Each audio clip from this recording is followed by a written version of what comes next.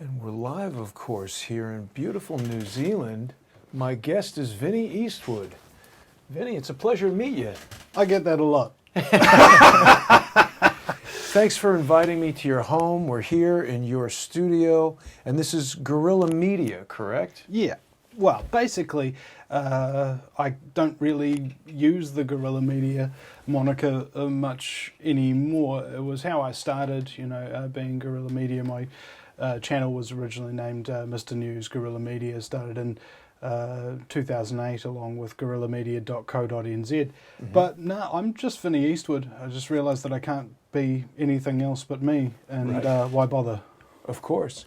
But people can still find you on Twitter, of course, and on... At Guerrilla Media, At yeah. Guerrilla Media, right. And let me just bring up that Twitter page. I apologize for not having that ready immediately. But people can find you at Guerrilla Media on Twitter, and people should be following Vinny, get updates on what's going on in New Zealand. What are you typically covering on your shows, Vinny?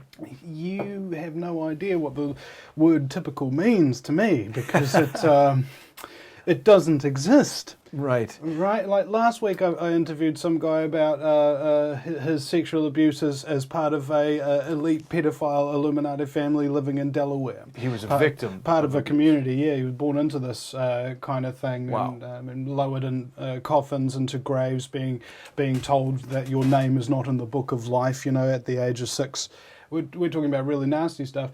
And I think this week coming, maybe in the next couple of days, I'll be interviewing a guy who checks your soul.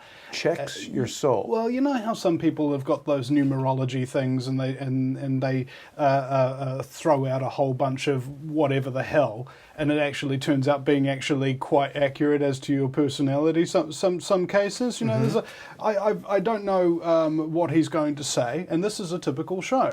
I've got somebody I haven't talked to before. I don't know what they're going to say, and I listen and have a fun conversation with them. That's sort of what you and I are doing right now. Yeah, I have that effect on people. Well, now, you got to be completely honest with you, Vinny. I hadn't heard of you before people in the Crowdsource community had asked me to interview Pete Santilli, and I hadn't heard of Pete either. So I'll tell you the same thing I told him. I have no predisposition to trusting one of you versus the other. I have had 2 interviews with Pete and several conversations, and he seems a nice guy. He's presented a lot of evidence and everything that supports his case. And I've just arrived here at your home about an hour ago, and I will say my initial impression is you're also a very nice guy, very hospitable to have me here. Just, and this is what I like about doing a face-to-face, so you've got a bit of an advantage in that regard. I've only met Pete over Skype, but just being in your home, there are certain things that you and I agree upon quite a bit. You've got natural soap, natural deodorant, toothpaste. You had a 9/11 as an inside job sticker on the car. And arrest the banksters. Yeah, exactly. And global warming is a load of hot air. Right. And InfoWars. And there's also one on there that says, can't we all just get a bong? I was taken aback a bit that the street number of your house is 33. Oh, yeah. It's been turning up a lot lately. The desk that we've got in front of us, we've bought at auction at lot number 33.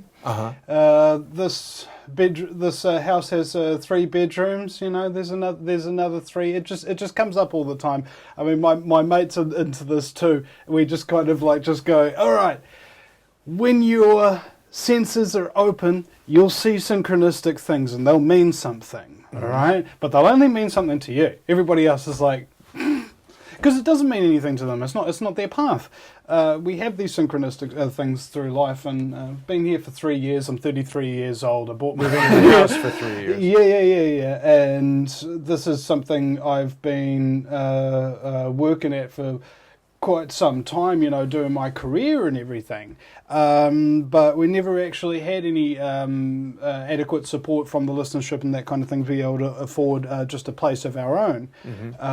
And now I've got it, and in the last 3 years we've had the green screen up. We've been doing all sorts of fantastic new things with video and the show and what have you. But the one kind of difficulty that I have with the work is that for me it's not just work. I didn't come into this because I wanted to make money or because I wanted to make a difference. I wanted to do it because I had to, and that was basically it. It was What do you mean you a had moral obligation, because I was watching, don't be insulted, too many Americans talking about American issues, about the New World Order, about globalism, about alternative health, about the UFOs, about spirituality, about physiology, and all of these different subjects that you would expect to see at a highbrow university lecture. Mm-hmm. There wasn't really any media source in New Zealand doing that for the activists, for all of these people who speak out about alternative health remedies and mm-hmm. things of that nature. There's nobody who's just there with the camera, goes home, puts the time into editing it, and then uploads it for them. Right? There are innumerable videos that are on people's phones, on people's cameras, on people's computers right now that still have yet to be uploaded for one reason or the other.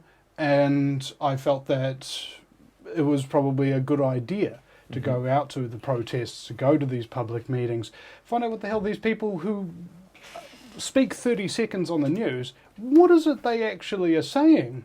And when you speak to somebody who you've only heard for 30 seconds speak for 2 hours, right, you get a hell of a lot more depth to the story, and it starts to change your perceptions a little bit. Right. And the goal of the show overall is to get people to stop listening to it. To stop listening to what? To my show.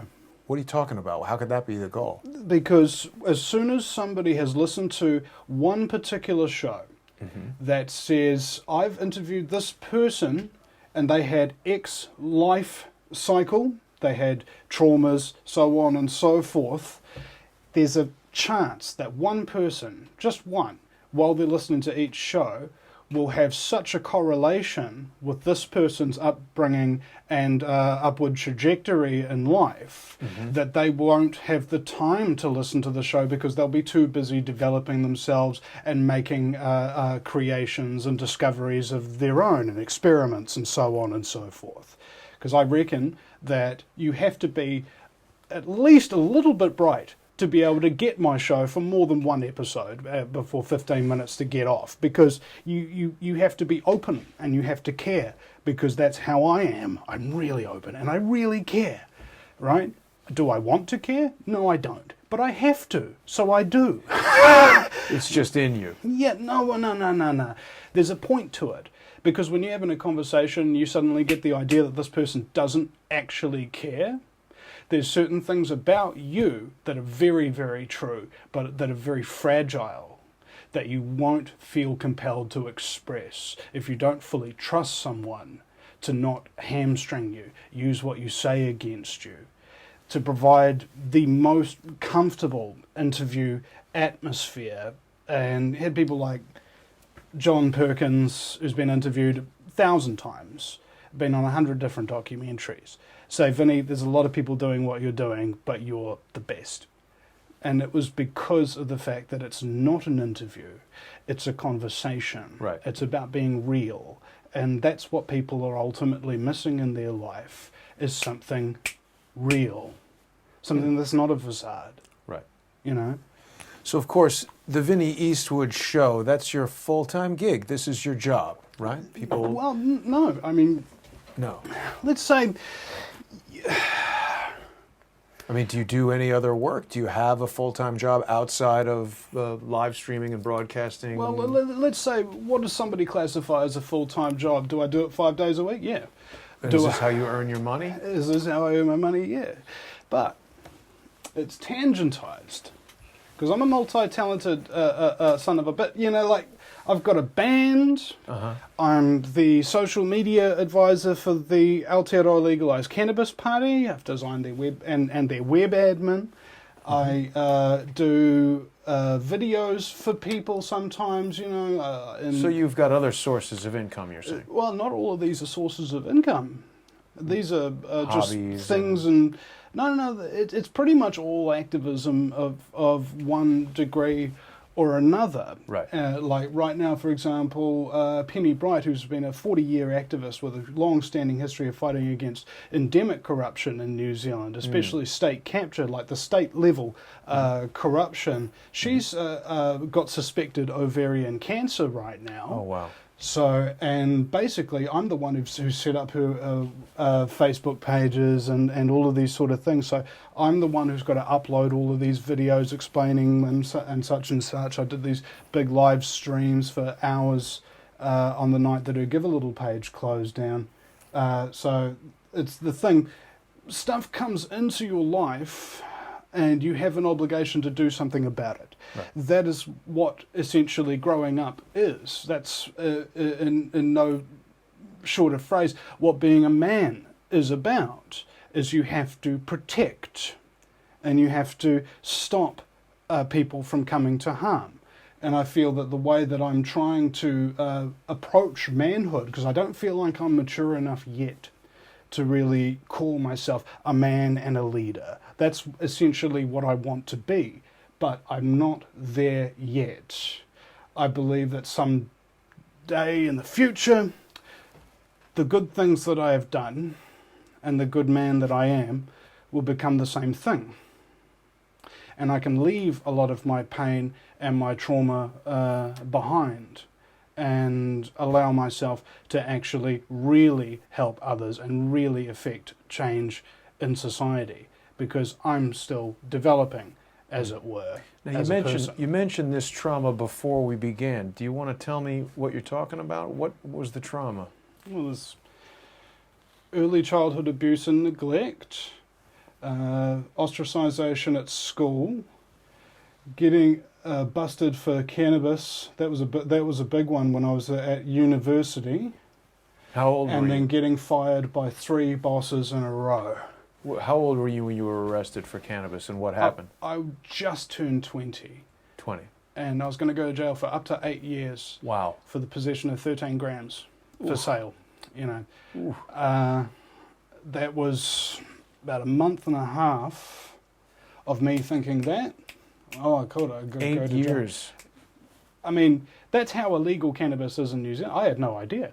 When the cops walk through the door, I go, welcome, welcome, here's my weed, here's my tinnies, here's my baggies, here's my scales, here's my this, that, and the other. Because I believed that if I was absolutely the most naivest idiot in the world, that they would go easy on me. That wasn't the case. Well, the reason why I believed that is because they told me that if you're honest with us, we'll go easy on you. Well, what ultimately happened? Did you go to jail? No, I got 300 hours community service. So that's going easy on you versus 8 years. Well, the reason why they had to go easy on me is because they didn't tell me I was under arrest or tell me what my rights were before they took my full confession. And so they screwed up. And so the lawyer got that chucked out. Yeah, pretty good. Pretty good. Must have cost you a lot of money with a lawyer and everything. Well, it cost my mother like everything she had left. Oh. You know, and that was just to keep me out, to prevent me from going into jail, because I'm a soft and weak person, you know, essentially, when it comes down to it. And I probably would have been even worse than I am now, had it been for that. But you seem fine. What do you mean worse? You seem like a nice guy. Well, that's because I've put things all around me, both in my life and in my daily life, to prevent triggering incidents from happening again. For example... Do you have panic attacks? Is that it? Yeah, absolutely. Every time I've been arrested, I've had a panic attack. Every time? How many times have you been arrested? Just twice. For weed, both times? Yeah. And... what happened the second time? Well, the second time, I think I was on top of Mount Eden, having a joint with my mate in the car, and then the cops rolled up and busted us. Mm. And on the top of a mountain? That's crazy. How did they find you there? Well, that's because it's a very public top of a mountain. I see. Kind of thing. You know, it's got a road going up there with a huge car park on the top of the mountain and everything. How did you avoid jail the second time? Well, essentially, we got caught with so little that you wouldn't really go to jail because this was in Auckland. Now, Auckland and the North Island, weed's ubiquitous. People get busted with it all the time. But when I got busted when I was 20, it was in Dunedin, far further south, where weed was much, much more scarce. So the cops have bigger fish to fry in Auckland, basically. Yeah, well, and more to the point, when I was busted in Dunedin, I was dealing. When I got busted in Auckland, I wasn't. It was just a little bit of possession. So basically, after paying, I think, $3,000 to a lawyer myself and being in debt. In fact, I only just managed to pay off that debt late last year. Wow. Yeah.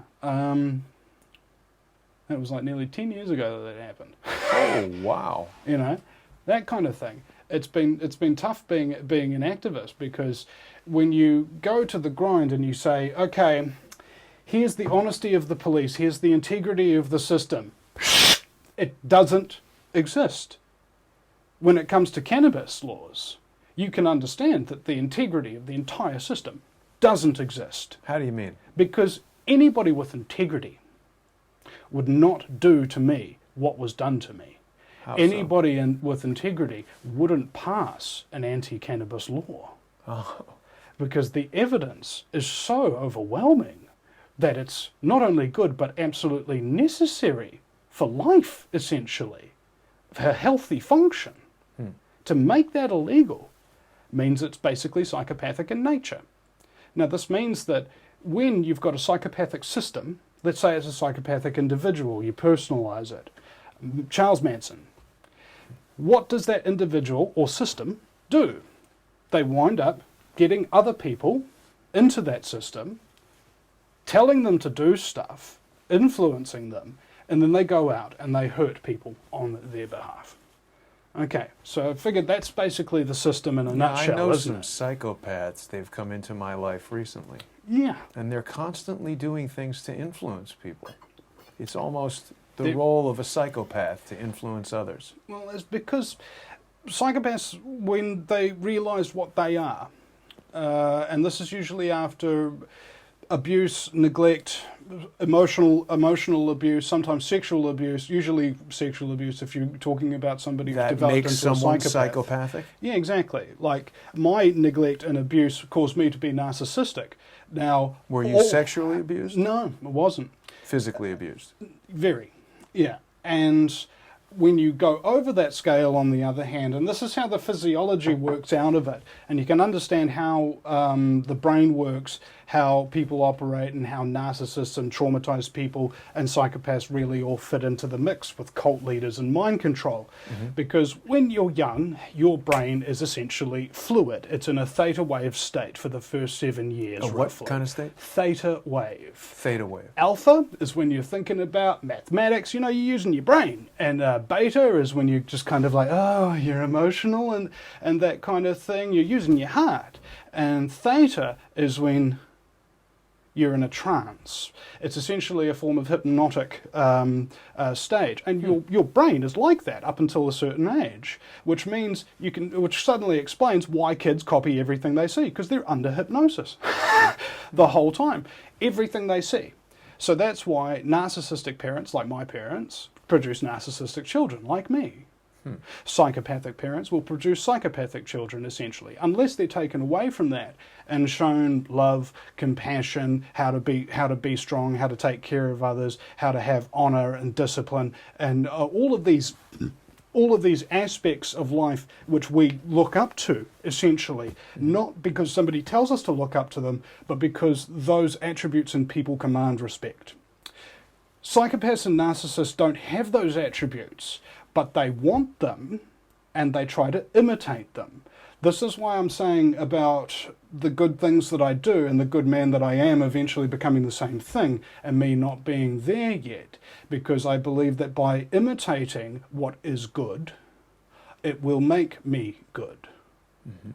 That's essentially what I feel like I've done to try and develop as a person. However, that's because I'm a narcissist. I'm capable of self-reflection. When you go into the psychopathic spectrum, on the other hand, the neural pathways have fused shut on your alpha and your beta wave states, and now they're constantly in a fight or flight state, essentially. You're talking about lower functioning. when the brain was assembled, I say assembled like it's manufactured, but been watching too much Ghost in the Shell. Some Sorry. assembly required. Yeah, been watching too much Ghost in the Shell. So you've got your alpha wave state, which is mostly your higher thinking, and that's governed by your primate brain, what's called the neocortex, up the top here.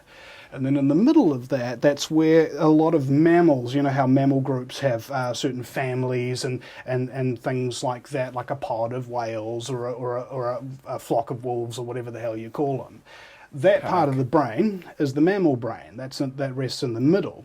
And down the bottom here, that's the reptile brain. Now this governs territory, power, sex, money, you know, this is the gland essentially on your brain that goes whoo, and wants things and is willing to do things that other people are not. Right. Now, when this part of the brain becomes the only part that's operating, because you need love and you need family to activate your mammal brain, and you need intellectual capacity and guidance to develop your primate brain, and if they're only in that reptile brain, they're very, very dangerous, because it means that anything that they're doing in terms of the operations one might consider the mammal brain doing, saying treating people in a group, all right, or how to treat an individual person, what governs your morals and ethics about that. They've got none. They only have an imitation of what they've seen and what works via experimentation usually. How to achieve their goals. Exactly, because they become totally self-driven. They mimic those behaviors. And they're perfect mimics. What they do is... They're usually highly intelligent. Well, it's... When you look at intelligence, there's 7 different kinds of intelligence, IQ only being one of them. And so when we think of people as intelligent, we think about thought and rationality and that kind of thing, but it's not so. When we look at an insane mind with an IQ of 160, right, they will do things that to a sane mind would seem completely insane and utterly immoral, and in some cases really dangerous and inept. And when you think about this concept of the psychopathic personality profile, constantly lying, cheating, backstabbing, stealing, and not feeling guilty about it whatsoever, and constantly changing their personality or how they look or how they dress or how they act and that kind of thing over time, because they don't know who they are, and because nobody ever showed them how to be a human being. I need to pause you for a second. Yeah. You haven't watched a lot of Crowdsource the Truth. You and I haven't spoken about any of this before the interview. I'm fascinated by what you're saying. You've got a lot of insight, Vinny. Have you studied psychology or neurology or... If you listen to my show for, well, basically, through hosting my show and all of the different people that I've got to listen to, one person will tell me this piece of information, one person will tell me that, right? So you've got...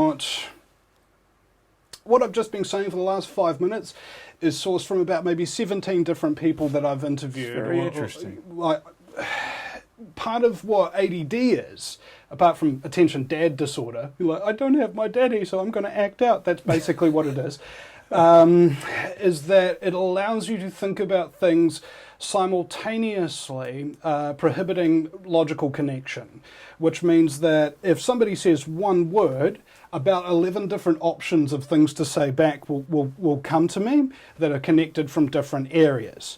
Now, how dyslexia works... Do you think you have these things? Well, basically they describe these things as symptoms, right, of ADD and that kind of thing. But in actual fact, I saw the exact same symptoms up on a slide at business school when I went to university. And were they describing somebody with ADD? Or were they describing an entrepreneur? Right. Which gives you the idea that, hey, maybe they're specifically drugging all the entrepreneurial types and everything like that because they actually endanger an endemically dangerous system like one that's run by psychopaths.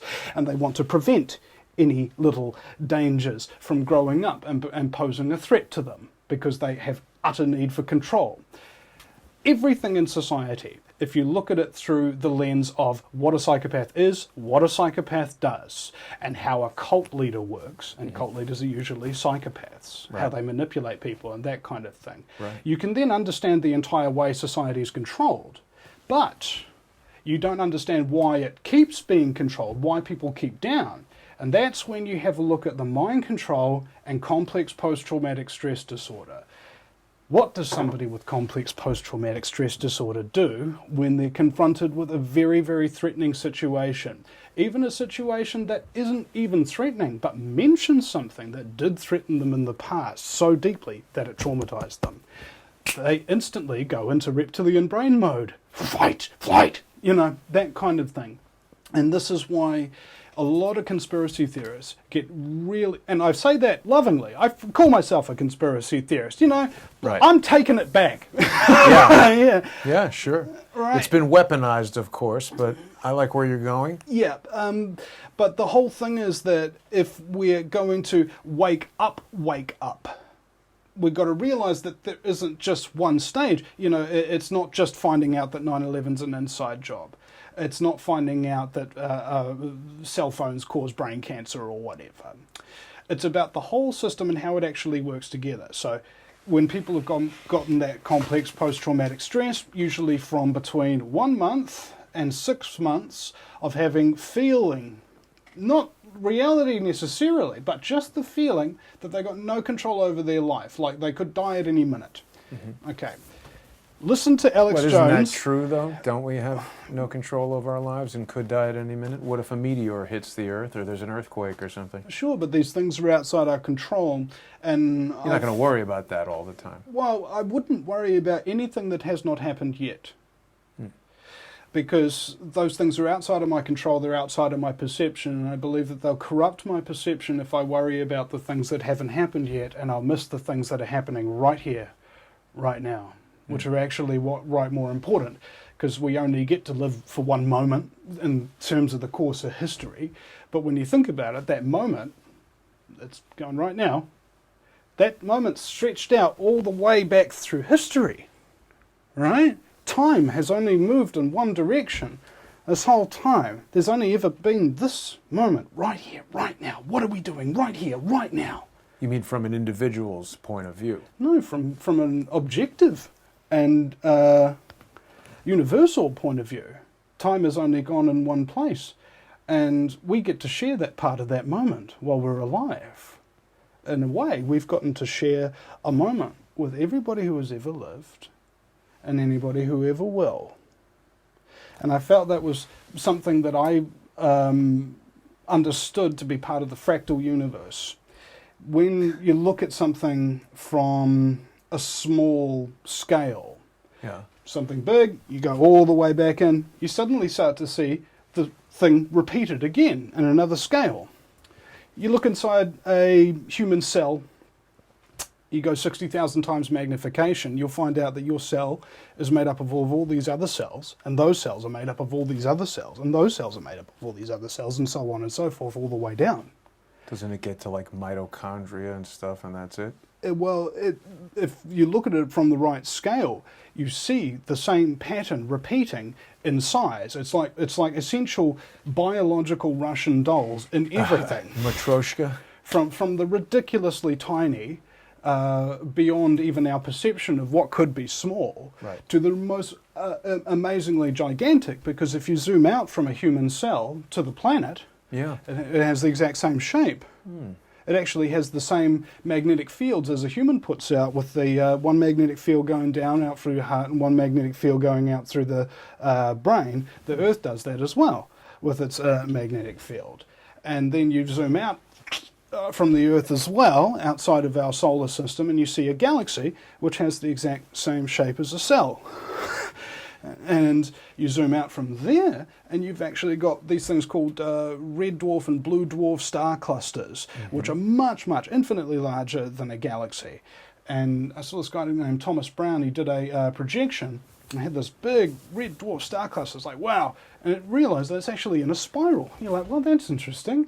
And then you see a light in the middle of the spiral that's a little bit brighter than the others, and it comes around the spiral. It gets bigger and bigger and bigger and bigger and bigger, and emerges out of the spiral as a fully formed galaxy. So there's cosmic gateways that are giving birth to whole new galaxies all the time. Wow. How insignificant are we, right? I've got to tell you, Vinny, this interview is way beyond what I expected it to be. It's very interesting. So, and you feel, of course, that the electromagnetic radiation emitted from Wi-Fi and cell phones are very disruptive to a person's magnetic field. Well, you've got no Wi-Fi in your house here. No, We're using a wired directly, connection here. It's directly to the cells. Now, I had Paul Waddell, who's since become electrosensitive. He can't even be around Wi-Fi's and things. What happens to him? It affects about 3% of the population. When you're around strong electromagnetic signals, dirty electricity coming off the walls, anything above really a couple of microwatts or a couple of milligauss on the meters, they'll start to develop migraine headaches. They'll start to feel queasy. They'll throw up. They'll get weak. They'll get fatigued. That kind of thing. Now, what was interesting about his presentation is he's only one of 3 people that's actually qualified in New Zealand to come in and test your home. He'll lie down in your bed with the meter. No, your bed's good. You know. You've had it done? Yeah, absolutely. He came in here and there was this screen here that's broadcasting Bluetooth, right? That's 30,000 microwatts. Oh, this on your computer, you mean? Well, yeah, let's say this was before he came in. Right. So we've got the computer screen, that's 30,000 microwatts. We've got the wireless mouse, that's another 30,000 microwatts. We've got the wireless keyboard, that's another 30,000 microwatts. We've got the wireless on the modem there, that's another 30,000 microwatts. And we had the cordless phone, that's 40,000 microwatts. And then we had another computer as well with those 3 hours. So it was another 90,000 microwatts. All right, so when you look at the meter, it only reads as 30,000 microwatts, but you've got a couple of 100,000 microwatts that you are in fact being cooked by. And what is interesting is that it doesn't affect your magnetic field per se, or at least I haven't seen the research to substantiate that. What I have seen the research to substantiate is that it affects your cells. The way a microwave cooks something so you is think it's causing cancer or something? Well, it's causing a whole bunch of other different things. They found when children with autism and things like that get diagnosed and what have you, there'll be some cases where the person will take the Wi-Fi router away from the little child's next to their head, essentially, when they're going to bed. On the other side of the wall, and they found that they actually cleared up and they started behaving very, very much differently. Wow! So it can have a huge effect on people, not only on a social or behavioural level, but it gets into the question of whether or not, because of the technology we're using and the specific way that it's designed, are we currently all pretty much by proxy victims of a psychotronic warfare program that's being inflicted across the entire population. Now, psychotronic weapons are a very, very scary subject to get into because... Psychotronic is a term I'm not familiar with. Yeah, exactly. And there's the... What does that mean? Just electronics that affect you psychologically? Yeah. Beautiful. And that is what is built into the new 5G networks, apparently. They were developed as psychological weapons. So essentially the first tests that I heard of or interviewed somebody about, they had one of these transmitters mounted on a tank, and it was in the first Gulf War. Yes, and microwave weapons. And their microwave didn't just sponge people, but they could also tune the frequency so that it'd match the same frequency that our conscious thoughts happen in our head. Whoa. Like a certain number of megahertz or whatever. If you can attach a little thing to somebody's neck or broadcast the signal strong enough, they'll hear whatever you're speaking through the microphone in their head. So they got large amounts of Iraqi soldiers to surrender by saying, "I am Allah, throw down your weapons and come out and surrender to the Americans." With that accent. You know, and then these are poor Iraqi soldiers and stuff like that. You know, they're not geniuses. Why does that last sound American? Well, certainly in the 1990s, when no one knew that technology existed, it would be very shocking to be subjected to it. And I have heard that described even in, fairly mainstream reports that said that these microwave weapons were able to confuse the operator of a tank or whatever. And I mean, you could certainly see that overwhelm someone's brain with some electronic signal that just, fritzes them out. And I guess as that becomes more and more advanced, they can dial it in and tune it in. It's fascinating, Vinny. So this is the type of stuff that people will hear you speaking about on the Vinny Eastwood show, I presume, right? We are not who we are. We are not who we are. And so the initial question that I was asking about this being your job is, a lot of people always accuse everyone of doing a YouTube show or being a truther, which is a term that I really hate, but of just doing it for the money. Like this is some sort of industry where you're making a ton of money. If I was doing this for the money, I would be the dumbest person. It's just not the career to go into in the world. Just for the money. You're like, oh, I'm going to do the right thing for humanity and I'm going to make shitloads of money.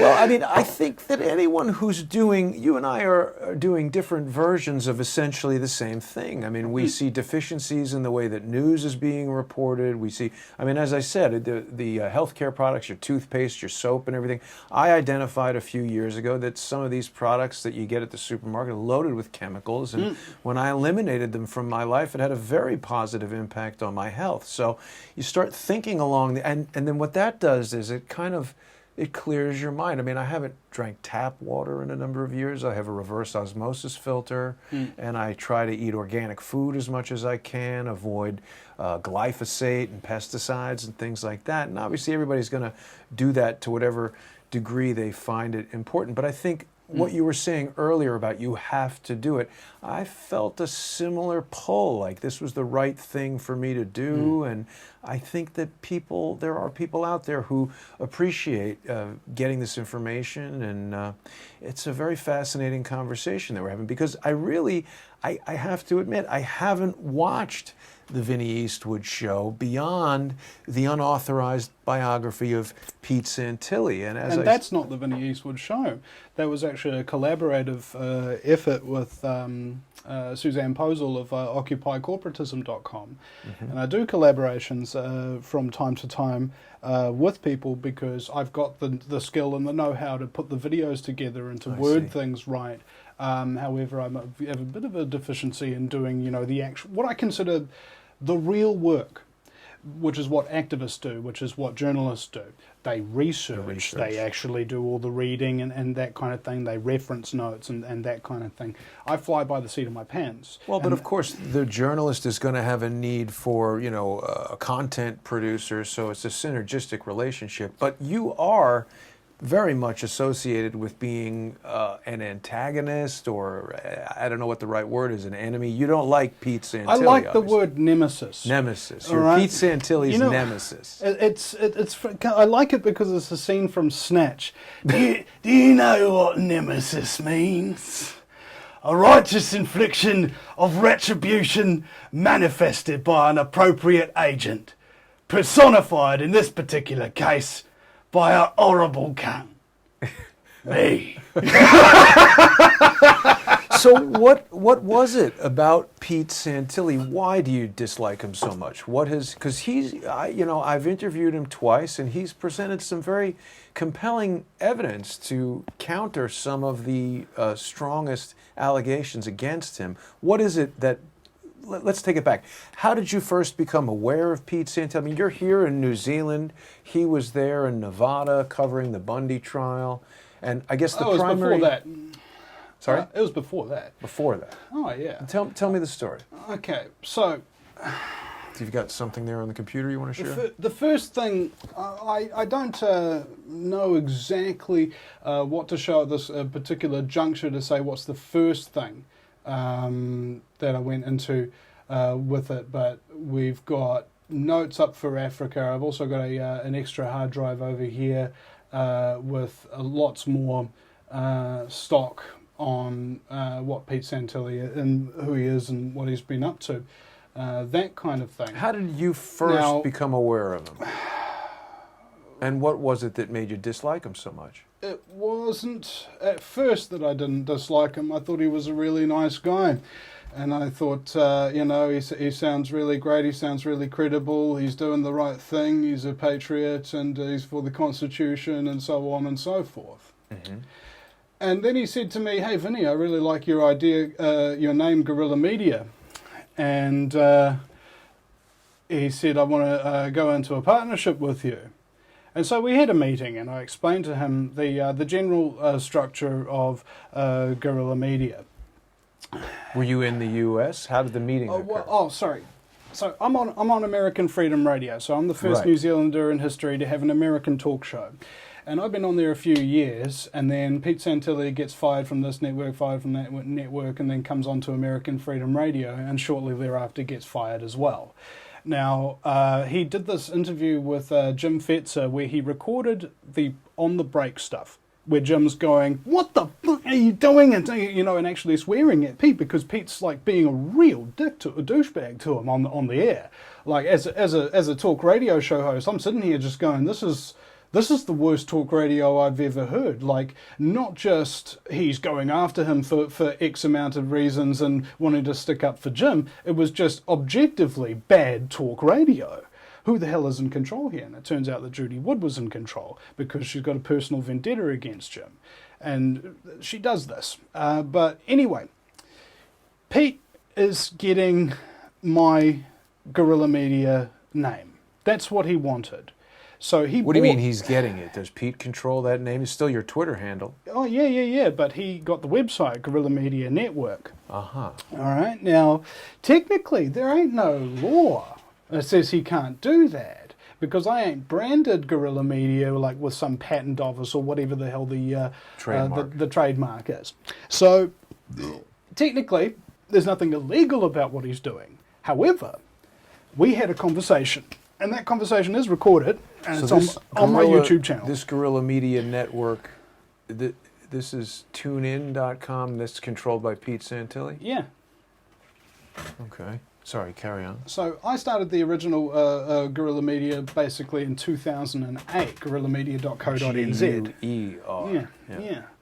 And I'd had my YouTube channel, Mr. News Guerrilla Media, the Twitter, and the Facebook Guerrilla Media, and all of that kind of thing. And Pete really liked it. We came up with a new logo, and we were planning on doing a network together, and so on and so forth. Right. And directly after the meeting ended, where I told him exactly the concept of Guerrilla Media, which was to have all of the different people contributing to a centralized platform and having each of them have their own revenue streams going through that platform directly out to them without the platform actually getting any money. So each person would have their own little donate button. Everybody's got their own Patreon account or whatever. And everybody would be aggregated. It's a good idea. All right. And that way there'd also be a council as well, full of people who'd actually proven themselves over a long period of time within the truth movement. Whoever the audience likes gets the support, and it's a natural, organic kind of, rather than a boss who decides you get this much and that much. We'd been very jaded for some time about how bad people would get into these organizations. Bad people would take over organizations. So the concept that we wanted to do was start up what we called a leadership council, kind of like a Jedi council sort of thing. And if there are any problems with somebody, and if there's a he said, she said, or something like that, no, it wasn't a vote. It was a collective investigation. So each and every person actually had to say, what your claims are and all of this kind of thing, what your evidence is. Go to the other person, what your claims are, what your evidence is. Conduct our own internal. I found this on them, and I found that on them, and that kind of thing. The things that they aren't willing to show you about both of them, and then you weigh up the incident and you say, is this just a misunderstanding? And do they just need to dialogue a little bit and communicate a little better? Because in the truth movement, people are ego-driven, okay? Every narcissist is ego-driven, and damn near every single talk radio show host is a narcissist. All right, now, narcissism ain't necessarily a bad thing. They could be on the benign spectrum, which is I like the term benign narcissism and malignant narcissism because it reminds you of a tumor. And essentially, that's what a narcissist like me really is, a benign tumor. It's like a little friend that you carry around. A certain amount of self-love is necessary, right? You got to respect yourself, and you've got to... narcissism is a disorder that promotes malignant self-love. Now, self-love too much means you hurt yourself for no reason. Okay, so if you are criticized by somebody who's a complete idiot and has nothing, no videos, no subscribers, no nothing, and their opinion really, objectively, doesn't matter. Despite that, the narcissist reading that abusive, nasty, ignorant, horrific comment will cause a chain reaction and ruin their day. All right? They can't help it. It's called a limbic system malfunction. That mammal brain that I talked about before, that's the thing that governs your response in between taking in information. Mm-hmm. You see the information, what do I feel about it? Then I react to it. Mm-hmm. When you've got a limbic system malfunction, you see stuff and you instantly react to it. You don't have a choice anymore. Right. So, I'm sorry, Vinny, we lost so that becomes camera impulsive. There. Oh, wait, maybe this will bring it back. So, okay, so, I mean, you're describing the behavior of trolls, basically. Well, it's because narcissists and sadists and those kind of people are prone to trolling the internet. There's an interesting thing of the different types of personality that do like to troll the internet, and narcissists are one of them, you know. And I've forced myself to avert trolling people online and that kind of thing. But even so, these things slip out, right? It's like a video I watched the other day with Truthstream Media that said from the own Facebook creators' mouths that they are programming us using this social media and that it is doing irreparable damage to our ability to actually associate and communicate with people online. So even though you're not a troller... Who's programming us? The people making the shows on Facebook? Well, three of the heads of Facebook was on this video with Truthstream Media that I just watched like yesterday or something like that. They were admitted that they were actually programming people's behavior.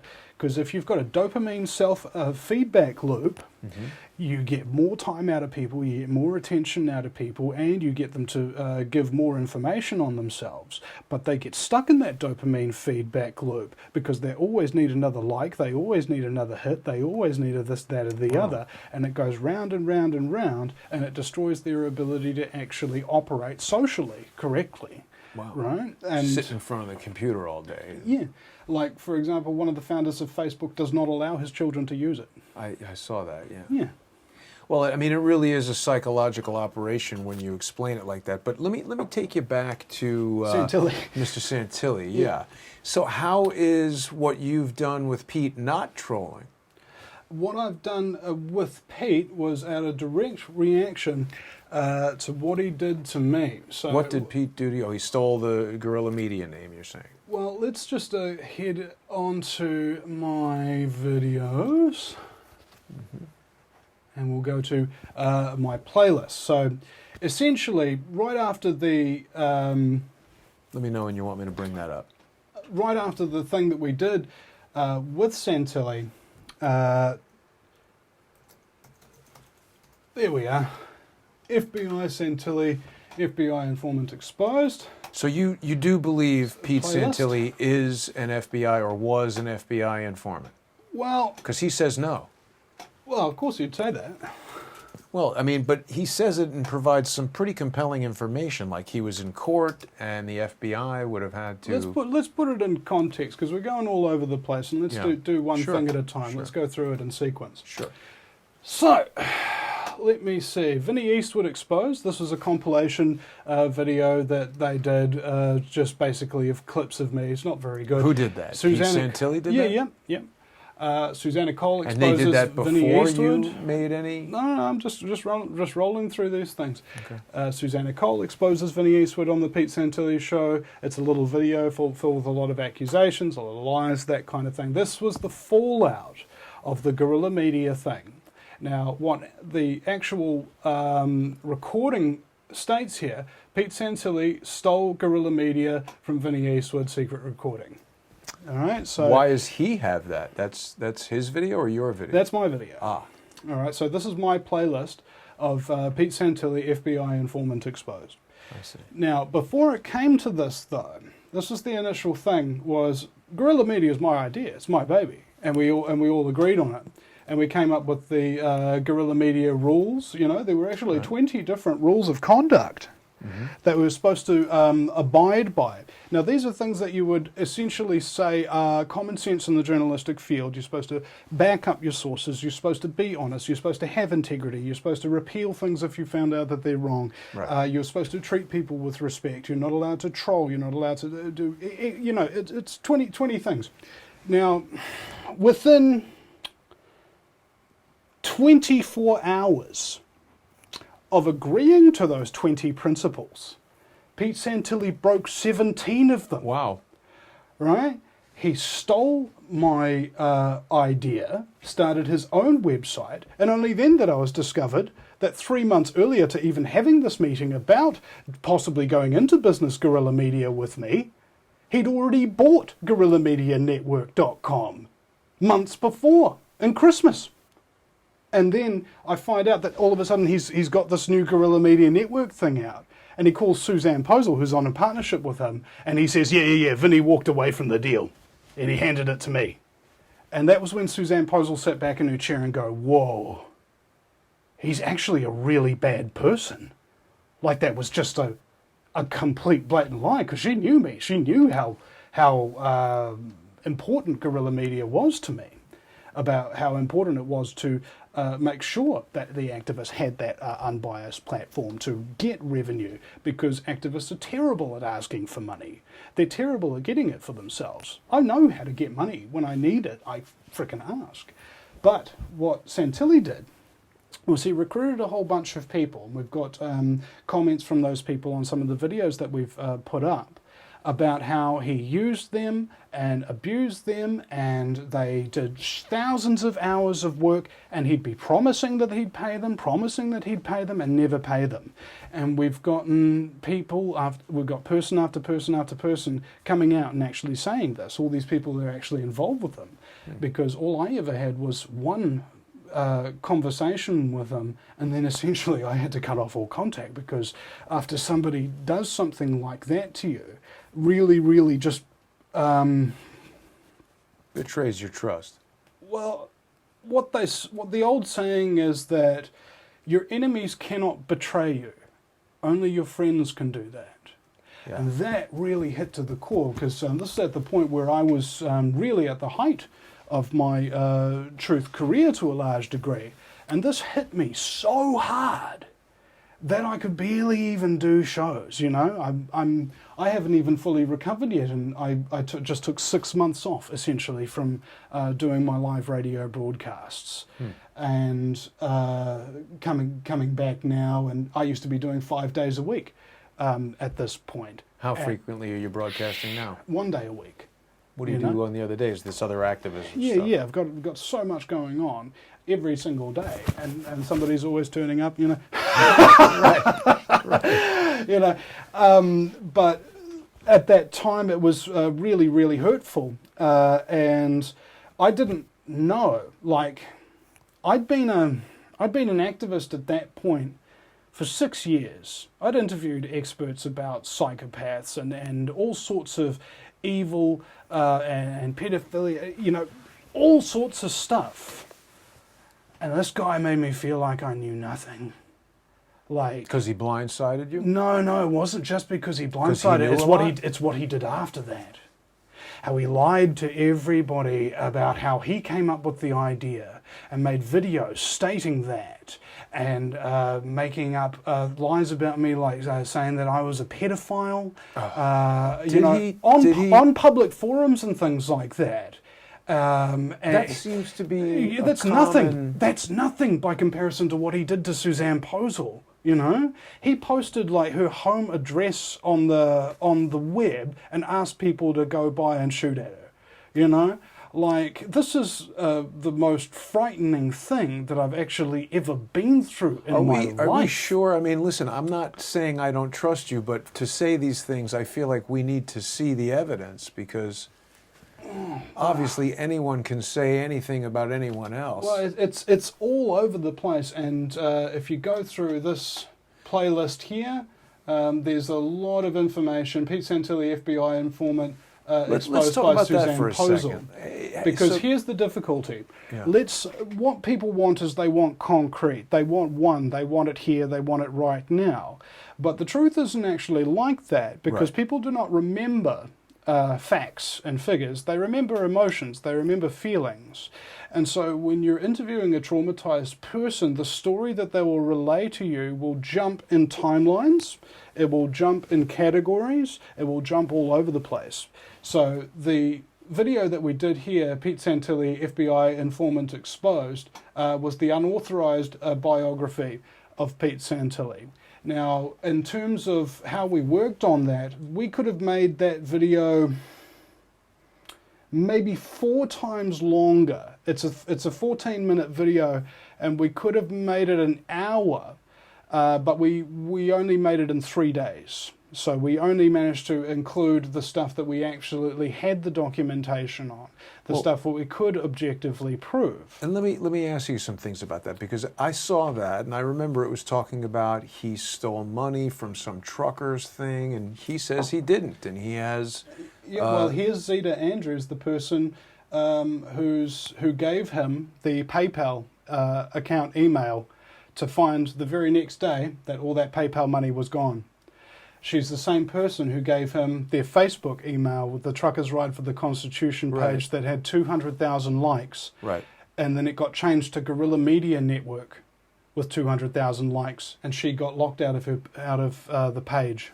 See, but day after they gave him. This is the reason, and I'm not going to ask you to do this because I understand you don't want to, but this is the reason why I wanted to try to bring you and Pete together, because what he says is the exact opposite of that. I know, because he's a liar and a psychopath. He has no guilt, all right? They're charming and enchanting when you first meet them, but they're ultimately shallow and have few meaningful, long-lasting relationships. They use intimidation and fear and aggression to stop people from acting out against them or exposing them. And they only fear 2 things: being exposed and worse psychopaths. Now, I have no compulsions about this. What I'm doing is a dangerous thing because I have experienced it. So is Suzanne Posel. She's experienced burnt out on it. What Pete Santilli does to people. The trolling, the abuse. She had her website hacked several times. They had all these posts going up about Suzanne Posel said this and that and the other and blah, blah, blah, blah, blah. Just the worst kind of horrific things you could really ever imagine. And it's... As a person with a conscience, you don't see it coming. You can't imagine it until it happens to you, and you're like, there's a person like that. Like, we had a lawyer who had run for state senator of Arizona, right? She offered for free to sue this guy for us, all right? He sent her 1 letter full of abuse. And she said, no, man, I'm not doing this. Whoa. Now, it's only been recently that we have gotten somebody who was on the inside of what? Of Santilli's camp. The person who actually produced his show, the stepdaughter of Deb Jordan, who's Pete Santilli's co-host, the person who actually, she did the programming. Yeah, I've seen her on the show with him. All right, so she recently came out and is going public with this. So over the next 6 weeks, we're releasing one of these short clips each day about how he treats people and the things that he's done. This one's called Pete Santilli is a Violent Sociopath. It's number 3 of 6. This won't be live until next week. So this will be an exclusive not only for you but also for your listeners. Now this is a clip taken from a full 2-hour interview that we did with Danny about Pete Santilli, and this is what she was experiencing while she was working with him.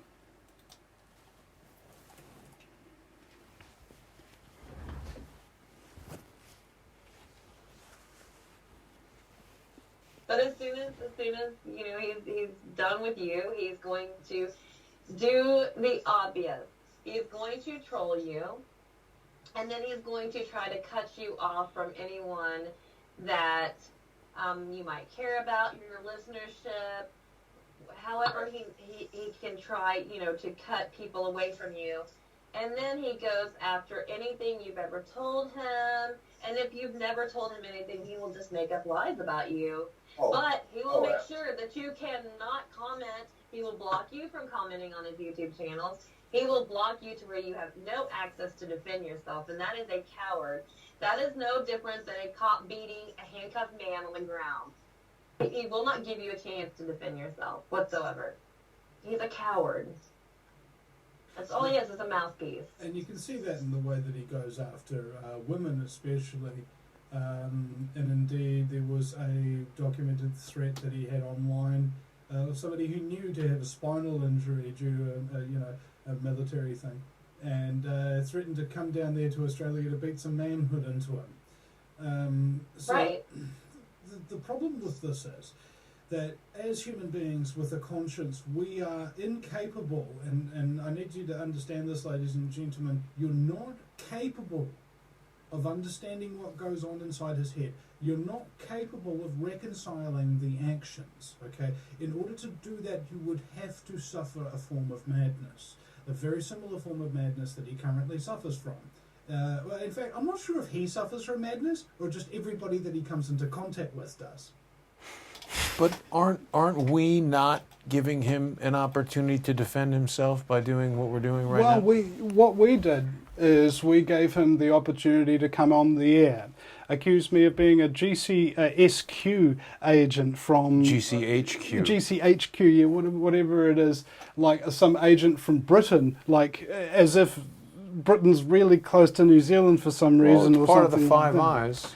All right, but the thing is, what I'm saying is documented, and this is a very, very recent, like an insider, his own programmer, coming out and telling a lot more than this. This is just but one of a tiny little selection that was taken from that interview, because there was actually 3 of us on it.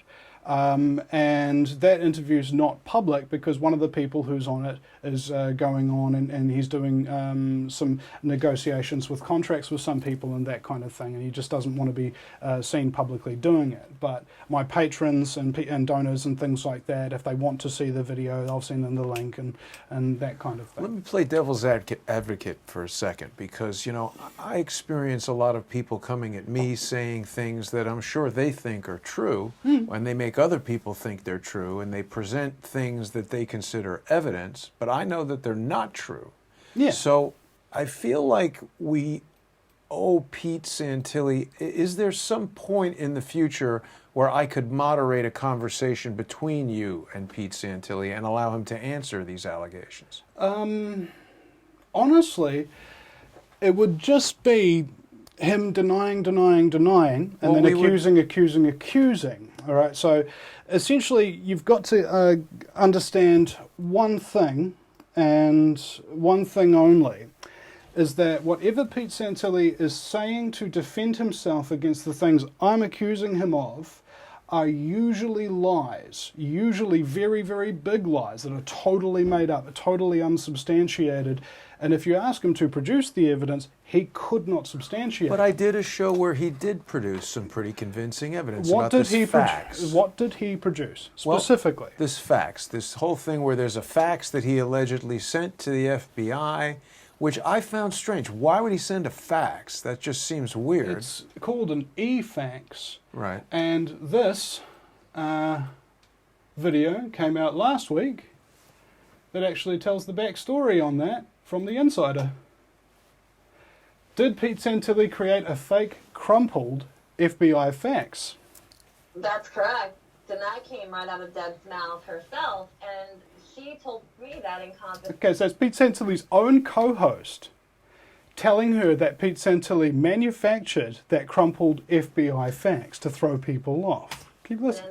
When he was screwing around with that handler of his during the Marietta incident, all that. Now, in Marietta, there was some survivors of the USS Liberty, and Pete Santilli and Deb Jordan started up a big campaign to get donations for them. Those donations disappeared. And at the time, Pete Santilli was speaking to someone who Danny believed to be an FBI informant herself. Stuff going on. And Deb, being Pete Santilli's kind of girlfriend, co-host at this time as well, was getting really suspicious about him. About Pete? Yeah, and she's the one who actually told Danny that he made that crumpled FBI fax version to try and throw people off. Oh, well, there's two versions of them. So if we have a look, we've got FBI. You've really studied this quite extensively. So we've got, this is the crumpled version. You assured me this would not happen and I would not be made out to be the scapegoat. That is what is currently happening, as I am being attacked on all fronts now. Where is my protection? You need to uphold your end. All caps. This is him sending it to it. Title of this fact is Operation Out Truck Compromised. Now, what was Operation Out Truck? He became the media centerpiece for the Truckers' Ride for the Constitution. Not long after he threatened to shoot Hillary Clinton in the vagina and got sent a very kindly worded letter from the Secret Service wanting to have a word with him. We believe, we don't have the evidence really to suggest it, that was probably the reason why he was pulled over a barrel and then made to work for the FBI. And essentially he got himself to be put in the head of the Truckers' Ride for the Constitution, which aimed to shut down the United States Capitol, the entire Capitol. With traffic, right. 100,000 trucks, or it was 1 million trucks or something like that they had that were going to turn up. They had PayPal accounts full of money, so that all the truckers that had to drive across the United States to represent and the Constitution could pay for their gas, right? Zeta Andrews is a trucking woman herself from Texas, beautiful woman. Pete told everybody she was a crack dealer after he stole all their money and stole their Facebook page, and then started telling all these lies about her. Vinny, if this is... Well, the thing is, when we look at these incidents, we look at people, good people. We see a long trail of destruction because you'll think that, hey, I'm the chief instigator of this, right? And I'm the one who's trolling him. I'm the one who created the Facebook page, right? I didn't create that stuff alone. I created that in partnership with Suzanne Posel.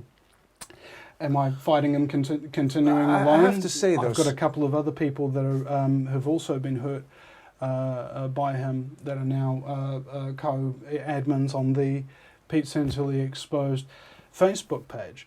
Now, the amount of people that we've actually interviewed regarding this case is all very apparent on that playlist there, the Pete Santilli FBI Informant Exposed, and we have person after person after person having been involved with him, having these real bad horror stories that are all almost identical.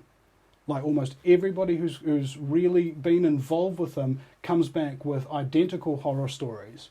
Now, where Danny Mac's story is very different from the others, is she's the very first person who was actually deeply involved, like actually living with the man.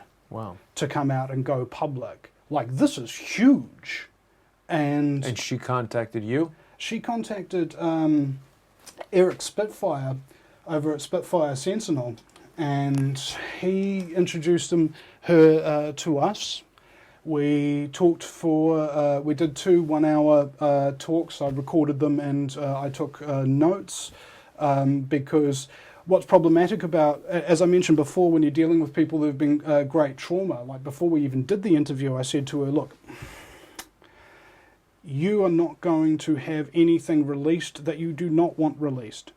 You will not have any assumptions or any guilt or anything like that placed upon you for the things that you've done while you were working for him.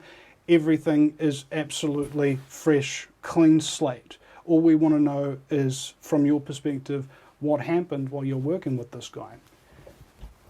He threw her bed, her double bed, against the wall, and was up in the corner, right in her face, yelling and screaming and that kind of thing. And they weren't allowed to eat much. They were only able to eat rice. What do you mean? Where? This was when he was living in Oregon. And they had Danny Mac and Why Deb were they Jordan. only allowed to eat rice? Because that's what Pete Santilli said. He said, you're only allowed to eat a little bit of rice here and there. And I'm going to control all the keys. I'm going to control all the finances and money. One time she had to get $300 out to go and get some groceries or something like that. I forget what it was. And then he started screaming at her and saying, you stole and this, that. It was just like, and she really told horrific. you all this in the interview. Yeah, man. And it's harrowing, actually, just to listen to what she went through, because she lived with them for an extended period of time, doing a lot of work on the show for him, that kind of thing. And it was long before this that myself and Suzanne Posel realised the danger of this man, right? Cult indoctrination practices is when you separate people from their friends and family so that you dominate their life. You control their diet so that they are essentially malnourished. You control their sleep so that they are very sleep deprived. And you have a central authority figure that essentially holds all the power. It's the Pete Santilli house, right?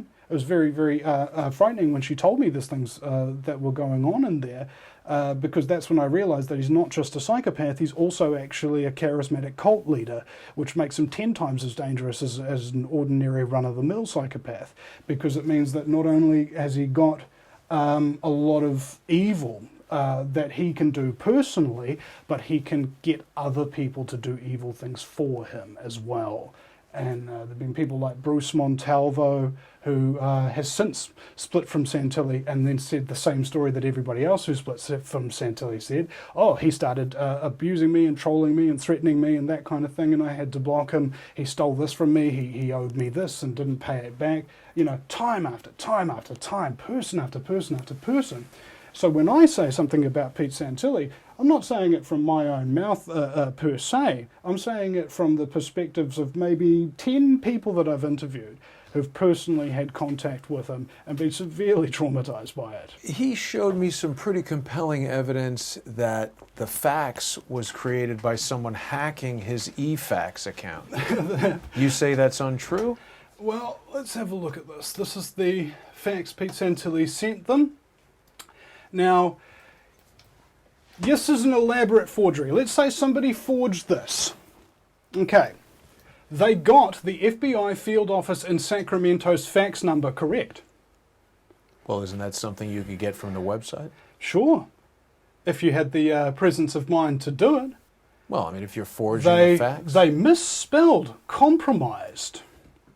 So what's the significance of that? It's written in a threatening manner towards the Department of Justice. Now, have you read this fax? Yeah. Yeah. Now, if you talk to Santilli, or if you've been trolled from Santilli, the little prose and little things that we all do in our everyday speech when we're typing and that kind of thing, it comes out. How many times does the word you or me come up in this? You assured me that this would not happen a lot and would not be made out to be the scapegoat.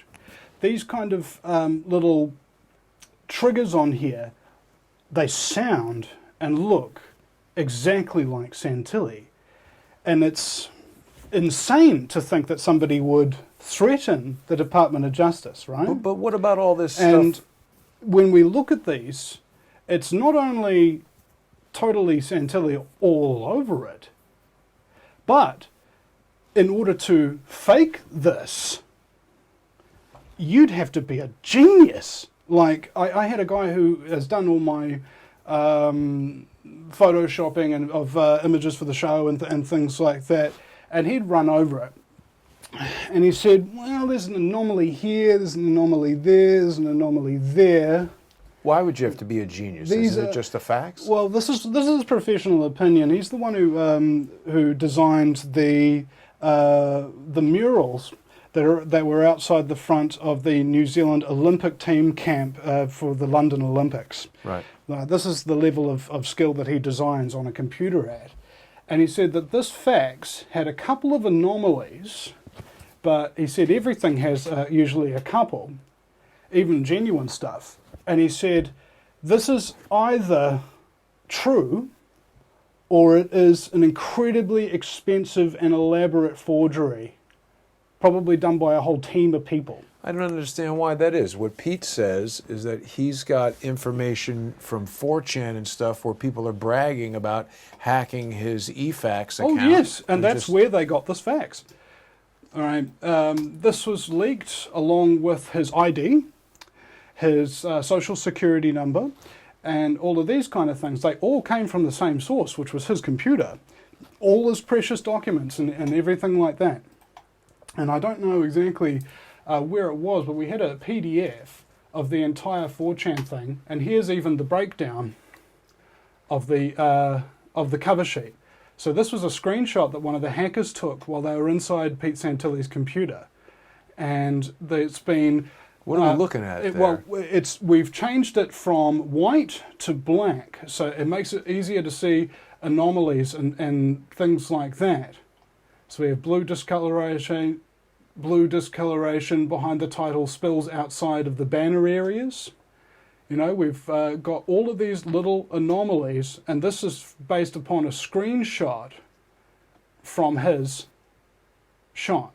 All right. What blue anomalies, though? I don't know that I saw blue anomalies. Well, he's talking about if you put it back into white, you'd be able to see all these little things. Okay. All right. So these were just the things that he noticed. So there's a lot of things wrong with this image. Now, the first thing that you notice is different is that this fax cover sheet here, it's not crumpled at all, is it? Right? No, it's not. And then you go back. I mean, frankly, that would be pretty easy to get rid of that crumpling. I could do that in about 2 seconds in Photoshop. Oh, yeah, but look at this. This has actually been printed. You can see how the bottom of the A on scapegoat and that kind of thing. Now, that goes back to that video that I just showed you of Danny Mac stop saying... 1 second. How could they get... So if it's printed, how is it coming out of eFax? I don't understand. He's printed it and scanned it to That's throw not how people eFax off. works. No. Well, he printed this, and then he just scanned it back into his computer. This crumpled version was never sent because it makes everything look really suspicious to cast doubt upon whether or not the fax was genuine. And that is what Deb Jordan, his co-host, thought that he did. Or at least that's what she told Danny Mac that she is his did. girlfriend? Why? She is. So why would she... Because she is a very, very bad person, all right? And when we've got somebody like Pete Santilli mixed with somebody like Deb, you've got to understand the personality a bit. You might understand Pete Santilli, or at least you understand the facade, or you've seen the facade, the friendly thing. Now don't feel guilty at all or trepidatious about it, because Suzanne Posel, who I consider to be one of the best researchers online to a large degree, she was under his sway for like 6 months doing the Bunker News break without thinking anything's up. Wait, hang on. I'm not under his sway. I don't feel guilty. I'm just trying to evaluate. You know, we've got this is to me an important situation, not necessarily because of Pete Santilli or Vinny Eastwood or a fax, but because it's representative in many ways of a lot of these type of online conflicts where I've been accused of being a Mossad agent, a pedophile. No one has any evidence of those things, and they are not true, but yet there is an entire community of people that have cropped up online who adamantly stand by those accusations and have not produced any evidence, and probably, just by the hang on, let me finish. Yeah. They've made fake evidence in the 4chan posts and Twitter DMs and things like that. So I feel it's important to, at some point, have you guys meet to discuss this in a moderated, some sort of debate format where... Well, we've already tried that. And he went completely the opposite direction after everything that he said, totally betrayed me and started spreading more lies about me. So essentially, it's like saying, hey, I know you're really scared of lions, so I'm just going to lock you in the cage with this lion. That's basically what you're saying to me when you're saying, hey, let's do this. I'm not going to force you to do anything. Well, I understand. understand. Could be productive. I'm talking about a physical reaction. Like I said, limbic system response. You see a threat, the body automatically reacts to it. My heart's starting to beat faster, adrenaline's going through my body. Just at so the let's calm it thought down. of it. Well, the thing is that doesn't work. All right, because of the limbic system malfunction. I've learned to control actions and things like that. Like you'll notice right now, I seem calm. I'm not screaming or yelling or anything like that because I've learned to control it. But you're feeling very apprehensive? No, it's not about apprehensive. It's about on the verge of a panic attack, just at the concept of even having contact with this person. And knowing, even on Skype or knowing what he does, knowing how he goes about things.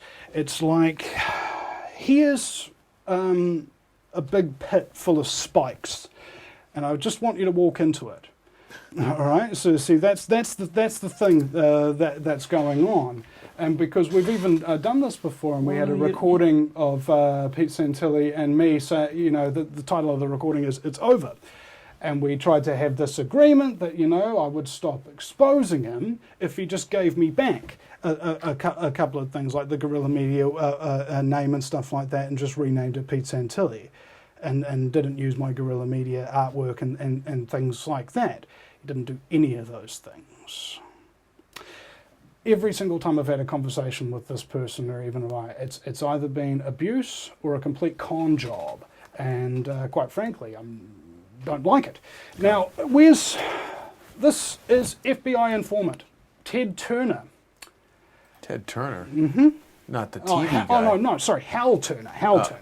All right. Turner was a paid informant for the Federal Bureau of Investigation for several years, supplying information about right-wing groups to federal agents. The original allegations that Turner acted as an FBI informant for the FBI surfaced in 2008 after unidentified hackers claimed on Turner's website's forum that they had read email correspondence between him and an FBI agent, apparently his handler. This led to a discussion in a neo-Nazi website on January 10, 2008, in which Turner revealed he was quitting political work, was ending his radio show, and that he was separating from the pro-white movement. The FBI has declined to comment on the matter. Right. The Southern Poverty Law Center and the Anti-Defamation League reported on the emails that a neo-Nazi website had posted material reportedly found by the hackers, including alleged exchanges between himself and law enforcement agents, which indicated that Turner had been providing information to them. But what is this? This is an FBI informant who was a talk radio show host. Hang on. Okay? Slow down. Yeah. This document here is just something someone typed. No, right? that's a screenshot from Wikipedia. Right, Hal Turner, working for the FBI, is public mainstream news. Right, everybody knows this. But what's interesting in reading it is that it's almost identical to the story that's happening with Santilli, how hackers came in and spilled out his information. So if we go to that.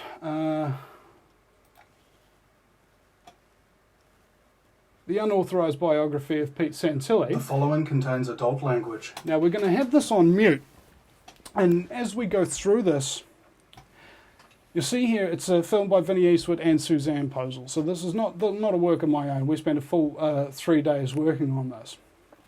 The unauthorized biography of Pete Santilli.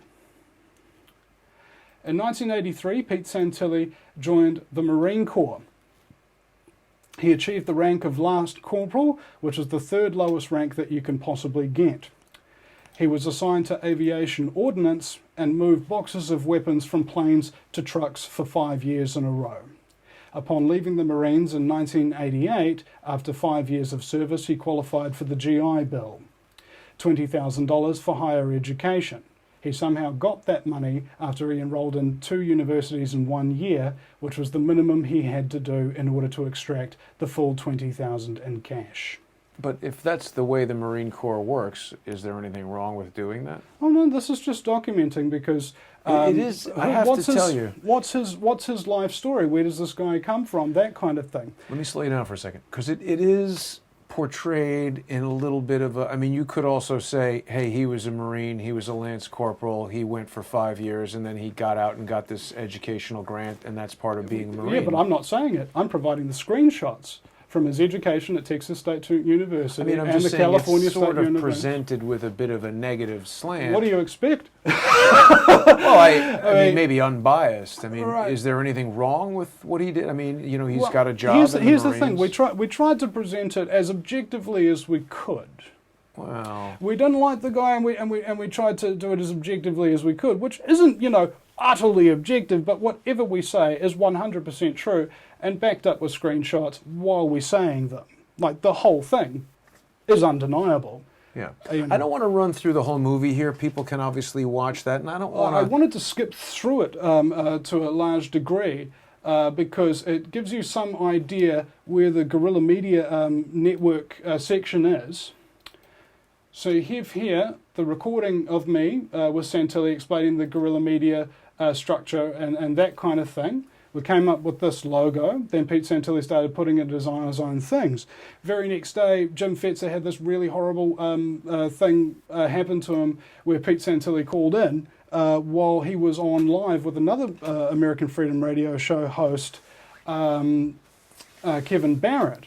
Mm-hmm. Now, at that time, Pete Santilli had already been cautioned by the network owner that, hey, if you do anything like that interview that you did with Fetzer, that real bad interview I referred to before, and if you haven't listened to that, it's gone. But Gone mean it's not there anymore? yeah, well, Pete Santilli got his channel deleted. He filed 7 false copyright complaints against my channel and got my channel taken down. Why were they false copyright Because complaints? he had no copyright ownership off of the videos that I'd put up on my channel. So wait, let's address that, because people have accused me of false copyright complaints, and those were people that took my logo, which I do have a trademark on, and took my videos, which I own when I create them, and put them on their own channel to make money. Now, when you're clicking radio buttons on a YouTube forum, copyright complaint, I mean, why is it a false copyright complaint? Because it was an interview that I did with somebody else on somebody else's show that was about Santilli, and that was the only thing that was discussed during the show. And it was a copyright complaint. Yeah. 7 of them. Well, why did YouTube agree that it was a copyright? They have Because some, they automatically ban people's channels if they get more than 3. more than 3. More than 3 copyright complaints immediately. Well, it's any 3 strikes will 3 shut strikes, the channel down. But exactly. they won't just honor any copyright complaint. I mean, I can't say something on your channel is an infringement of How my did copyright. I get my channel back? Huh? How did I get my channel back? After only 2 weeks. You probably appealed it, and they looked into it. Yeah, and then it turned out that they were all false complaints. Oh, they were false complaints. Yeah. Okay, I understand. So that's. So he attempted to do strikes on your channel. You just appealed them, to and they get me went away. taken down. Yeah. Got it. Oh well, that happens to me too. Yeah, exactly, and it's a malicious and horrible thing. It is. I Because agree. anybody out there who knows what it's like to lose a channel, this is not just a couple of videos we're talking about. This is people's life's work in Right. some cases. Well, and it's also the supply of money, the building of the audience. I mean, I had that happen to me. We've got people right now who are trying to bait me by making false accusations. My former partner is making totally baseless false accusations, I believe, to get me to make a video insulting him and saying things about him so they can strike that video and stop my ability from live streaming interviews like this one, Yeah. live streaming the event with Hillary Clinton last night. And I'm learning quite a bit about how Facebook works and the intricacies of it. And they're sinister and insidious in their tactics. So if that's true that Pete did that, that is pretty not good. Well, that's just the tip of the iceberg, because it's on a day-by-day basis of people that he hurts and destroys their lives of. I mean, this was a comment from somebody who actually worked with Pete Santilli on the newly created Guerrilla Media Network, saying Santilli scammed a lot of people throughout the lifetime of the Guerrilla Media Network. I wasted about 18 months and thousands of hours of my time building his radio But how network do I know as who that program is? That's director, just and someone... throughout all that time. Hang on. This is just someone typing a comment on YouTube. It could be anyone. How do I know that they have any actual affiliation with him? Well, that's a very good point. But however, what's interesting is That's not so much the individual comments. This was only one comment that we chose to put in the 14-minute video that could have been a very many hours video. This only directly demonstrated precisely what was going on. But wait. And you also look at what is a lie. How do you tell when somebody's lying? Now, if somebody is lying, they're going to make either a lot of direct eye contact, or they're going to be shuffling a little bit. These kind of things people know. But what they don't know is the most important sign of lying is sidestepping direct answers. Did you do it? Oh, I'm not the kind of person who would ever do something like that. I love my children. I would never murder them. Did she say no? These kind of things are very, very interesting when you look at it, because when you have Santilli going on all of these other things, he does exactly that roundabout. No straight denials. It's off to the side. I'm this, I'm that, and the other. How do we to try know, and get these off? Irrespective when of the people are telling the truth, on the other hand, they do the. I'm explaining here. When people are telling the truth, on the other hand, they go through facts, facts, facts, facts, facts. Former crew, these kind of things are not done with malicious. These are explanations. There's numbers here. Yeah, these are talking about hang on, titles, let me stop names. you, Vinny, please. Because I can't get on board with the notion that just because there are a lot of comments that they're valid. What if one person opens 15 different YouTube accounts and puts 15 detailed comments there? I don't believe that we can draw the conclusion that that makes them accurate. Well, that's sure, absolutely. But the fact of the matter is, I've suffered these precise same things that all of these people are saying. Now, let's say 20 people say the exact same thing, and they are actual real people, and you know that they're real people because their channels have histories, they've got a history of being in the truth movement or something like that, and 20 people saying the exact same thing in a completely different way. He did me this, that, there, he did that, there. Well, if it's a known person, that's a different story. Well, the thing is, it's 3. You only need 3 sources in order to verify whether or not something is true, essentially according to the journalistic principle. What if all 3 are lying? If all 3 of them are lying, that would be statistically impossible for them to all tell the exact same story. What if they got together on the phone and said, we're going to destroy Pete Santilli by telling this lie? Well, conceivably, but then they'd have to be organised. They'd have to have a deliberate agenda. What has Pete Santilli done to anybody that would cause them to have a deliberate agenda to them where they'd have to lie in order to get him well, I think Pete whatever. would say that he's bringing out important information that someone doesn't want coming out. I mean, the reason I'm defending him, not because I have an affiliation with Pete. It's possible. Bear in mind, let me you finish. are defending Let me finish. I'm defending this idea. And the reason why I became interested in Pete was that I saw him being attacked in a similar fashion to the way that I've been attacked. And I know that there are multiple people saying things about me that are not true. And those people know that if they all say the same things, then it creates this how notion... many people said the exact same thing about you?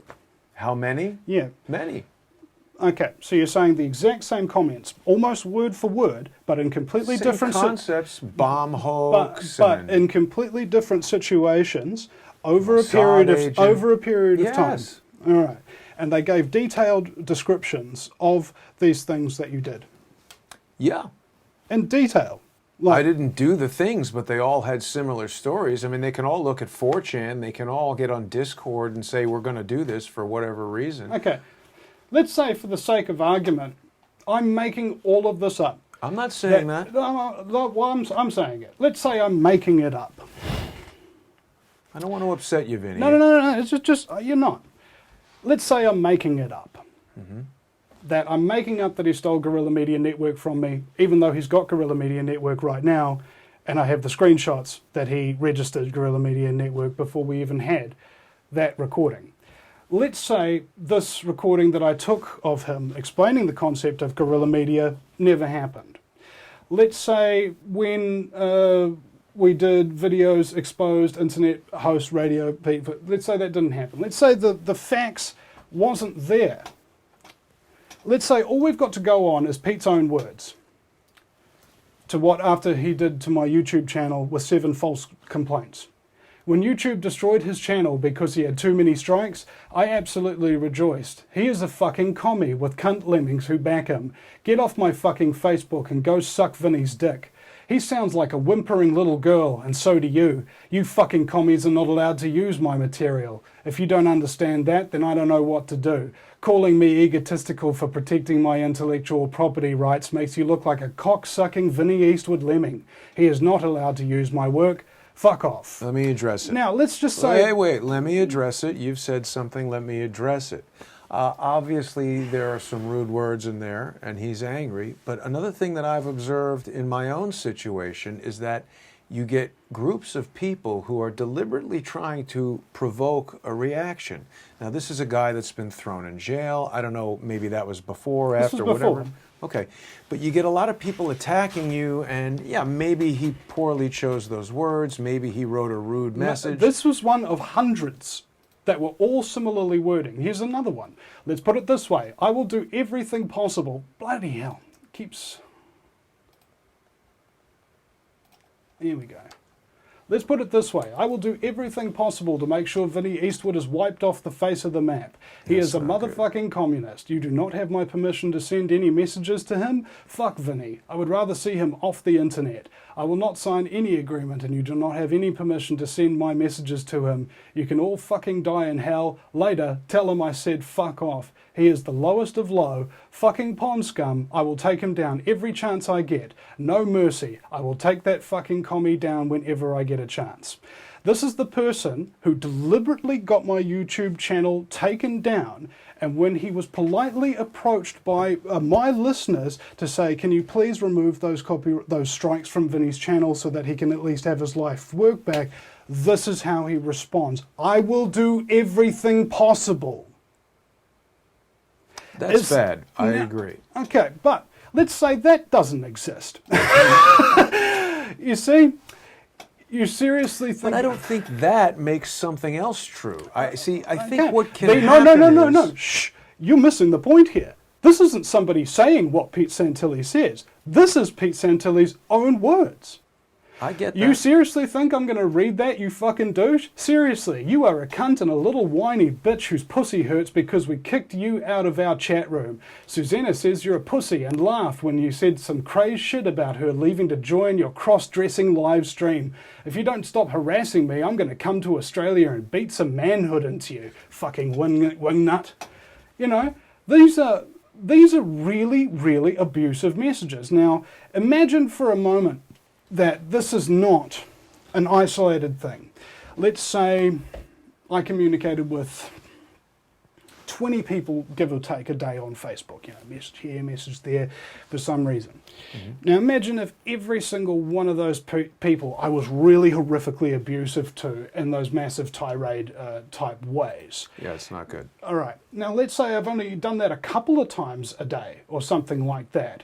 I'm still a really bad person, aren't I? Nobody who is a good person really treats people Definitely like that. exercising bad judgment. All right. So let's say I was to sit here then and you know, offer you some kind of aggressive ultimatum and say, okay, you support Pete Santilli, I'll tell you what, I'll swear at you and I'll abuse you and that kind of thing the exact same way he did to me and see how you like it. You know, these kind of reactions are born of the psychopathic personality. Remember that see, react. That's where all of this stuff has gone. And when he took over the truckers' ride for the Constitution movement, that's how I got introduced to Zeta Andrews, who was the organizer of it and brought Pete Santilli on as the person. And comes up here, Pete Santilli has hijacked the movement. This is crazy. I wonder if he is joking. I asked if he spoke with Zeta. He did speak with Zeta, and she agrees. Over the weekend, while Zeta was away, the official website changed. She cannot get on, and neither can Ben, the other organizer. They can no longer access Facebook, but there are plenty of posts about Pete Santilli on the Facebook page. The Ride for the Constitution website seems to be a big advertisement for Pete Santilli, as well as 21st Century Wire, which was founded by Patrick Henningsen, who wrote an article about the truckers for Russia Today. Patrick Henningsen has also come out publicly to talk about the things that Pete Santilli did, you know, that kind of thing. And it was when Anonymous actually hacked Pete, this was when the stuff was starting to really go up. Like, this came out of nowhere. Like, I was trying to enjoy my break. All right, I think maybe this was 2016, yeah, I remember this. It was like mid-January, and Pete Santilli was up in Oregon, and I was like, he's going to get somebody killed. You know, I have to do something. I have to warn people. Why did you think he was going to get somebody killed? Because he was, as far as I knew at that point, a dangerous psychopathic cult leader who was an FBI informant going into a wildlife refuge with a whole bunch of activists who may or may not be unhinged, who are all armed. And the police and the FBI and all of these other scumbaggery agents of the government are snooping around, and I saw the threat to human life, and I knew that Pete Santilli might get somebody killed. I knew he might. You do? So me and Suzanne Posel cancelled my holiday. I was really tired, really exhausted, that I had to get back into the game and try to produce a definitive work, like from basically start to finish, a snippet of this guy's history and personality, so that it's too late to save me. I've already suffered at the hands of this.